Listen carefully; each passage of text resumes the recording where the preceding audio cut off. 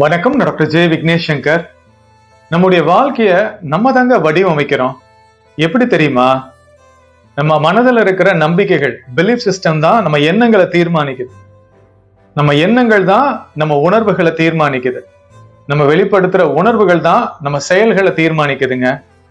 நம்முடைய செயல்கள் தான் பழக்க வழக்கங்களா மாறுது, அதாவது ஹேபிட்ஸா மாறுது. ஒரு நபருடைய ஹேபிட்ஸ் தான் அவருடைய பர்சனாலிட்டி ஆகுதுங்க. அந்த நபருடைய பர்சனாலிட்டி தான் டெஸ்டினியா மாறுது, அதாவது விதியா மாறுதுங்க.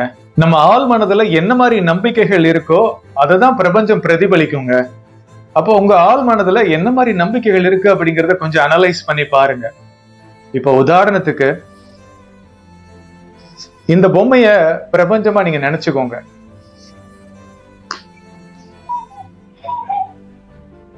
நான் கவலையாக இருக்கிறேன்.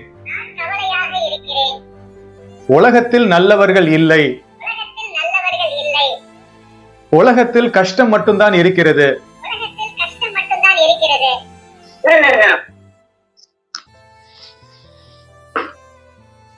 இந்த மாதிரி நெகட்டிவான நம்பிக்கைகள் நம்மளுடைய ஆள் மனதுல இருந்ததுன்னா அததான் பிரபஞ்சம் பிரதிபலிச்சுக்கிட்டு இருக்குங்க. எனக்குள்ள பாசிட்டிவான நம்பிக்கைகள் இருக்கும்போது பிரபஞ்சம் எவ்வளவு அழகா பாசிட்டிவா ரெஸ்பாண்ட் பண்ணுதுன்னு பாருங்களேன்.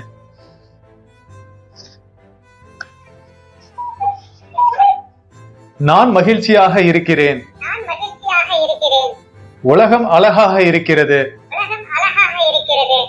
உலகத்தின் நன்மைகளை மட்டும் பார்க்கிறேன்.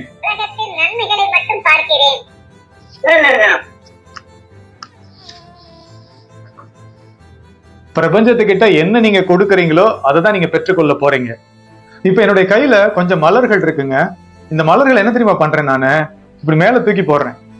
அந்த மலர்கள் எல்லாம் என் மேல வந்து விழுகுதுங்க. இப்ப என்னுடைய கையில சில கற்கள் இருக்கு.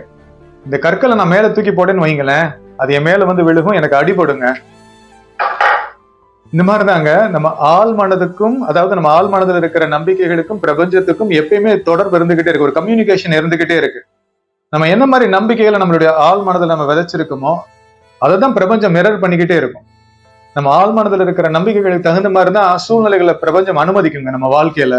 உங்களுக்கு வர்ற எண்ணங்களை வச்சு உங்களுடைய ஆள் மனதில் என்ன மாதிரி நம்பிக்கைகள் இருக்குங்கிறத நீங்க தெரிஞ்சுக்கலாங்க.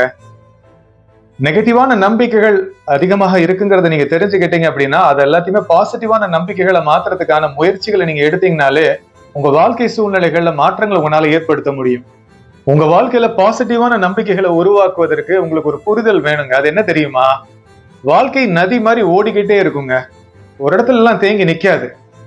உங்க வாழ்க்கையில இருக்கிற கஷ்டமும் அதே மாதிரிதாங்க. மனம் என்ன தெரியுமா பண்ணும்? அந்த கஷ்டம் பெர்மனண்டா உங்களுக்கு இருக்க போகுதுங்கிற மாதிரி மாயை உருவாக்கும். உண்மை என்ன தெரியுமா? அந்த கஷ்டமும் கடந்து போயிடுங்க, நதி மாதிரி அதுவும் போயிடுங்க. மனம் பொதுவா என்ன தெரியுமா பண்ணிக்கிட்டு இருக்கு? நம்ம வாழ்க்கையில இருக்கிற கஷ்டங்களை திரும்ப திரும்ப நமக்கு சொல்லிக்கிட்டே இருக்குங்க. எண்ணங்கள் மூலமாக வெளிப்படுத்தி நம்மளை கட்டுப்படுத்திக்கிட்டு இருக்கு. இப்ப உங்க வாழ்க்கையில இருக்க ஏதாவது ஒரு கஷ்டத்தை நீங்க என்ன தெரியுமா பண்ணணும்? ஒரு மொபைல் போன் எடுத்து அதுல சொல்லி ரெக்கார்ட் பண்ணுங்க. உங்களுக்கு இந்த மாதிரி கஷ்டம் இருக்கு அப்படின்னு சொல்லுங்க. அதை திரும்ப திரும்ப நீங்க கேட்டுக்கிட்டே இருங்களேன். ரெக்கார்டிங் பண்ண விஷயத்த ஒரு 10 நிமிஷம் தொடர்ந்து கேட்டு பாருங்களேன். சலிப்பு வந்துடும் உங்களுக்கு. மனமும் அந்த மாதிரி தாங்க பண்ணுது. நம்ம வாழ்க்கையில இருக்கிற சில நெகட்டிவான விஷயங்களை தேர்ந்தெடுத்து திரும்ப திரும்ப எண்ணங்கள் மூலமாக அதை வெளிப்படுத்திக்கிட்டே இருக்குங்க. இதனாலதான் நம்ம சீக்கிரம் எக்ஸாஸ்ட் ஆயிடுறோம். என்னுடைய வாழ்க்கையிலும் தனிப்பட்ட முறையில கஷ்டங்கள் இருக்கதாங்க செய்யுது. அதை தாண்டி எங்க இருந்து தெரியுமா எனக்கு உத்வேகம் வருது? இறைவன் வேற என்ன பாசிட்டிவான விஷயங்கள் எனக்கு கொடுத்திருக்காரு அப்படிங்கறதுல நான் போக்கஸ் பண்ண ஆரம்பிப்பேங்க. அதனாலதான் என் வாழ்க்கையில இருக்கக்கூடிய கஷ்டங்களை கடந்து என்னால உத்வேகத்தோட செயல்பட முடியுது. இப்போ உங்க வாழ்க்கையில நீங்க எப்பேற்பட்ட சிச்சுவேஷன்லயும் இருக்கலாங்க. நம்பிக்கை இழந்துடாதீங்க. இந்த சூழ்நிலையை நிச்சயமாக நீங்க மாற்றி அமைக்க முடியுங்க. உங்க கடந்த காலத்தை விதின்னு எடுத்துக்கோங்க, அதாவது ஃபேட்னு எடுத்துக்கோங்க. காரணம் என்ன தெரியுமா? இப்ப இருக்கிற விழிப்புணர்வு உங்களுக்கு கடந்த காலத்துல இல்லாம இருந்திருக்கலாங்க. ஆனா அற்புதமான எதிர்காலத்தை உருவாக்கக்கூடிய ஒரு தன்மையில இப்ப நீங்க இருக்கீங்கிறத புரிஞ்சுக்கோங்க. இப்ப கிடைச்சிருக்கிற விழிப்புணர்வை நீங்க பயன்படுத்தி உங்களுடைய அந்த ஃப்ரீவில், அந்த சுய விருப்பம், சுதந்திரத்தை நீங்க நேர்த்தியா எக்ஸிக்யூட் பண்ணீங்கன்னு வைங்களேன், அற்புதமான எதிர்காலத்தை உங்களால உருவாக்க முடியுங்க. பிரபஞ்சத்துக்கிட்ட என்ன நீங்க கொடுக்குறீங்களோ அதை தான் திரும்ப பெற்றுக்கொள்ள போறீங்க. உங்க மனதுல நிறைய பாசிட்டிவான நம்பிக்கைகளை நீங்க விதைக்கும் போது நிறைய பாசிட்டிவான விஷயங்களை உங்க வாழ்க்கையில நீங்க ஈர்க்க முடியுங்க.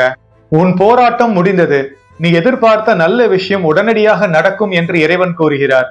இந்த வீடியோவை லைக் பண்ணி ஷேர் பண்ணுங்க. என்னோட YouTube channel doctor Vignesh Shankar நீங்க சப்ஸ்கிரைப் பண்ணுங்க. நன்றி.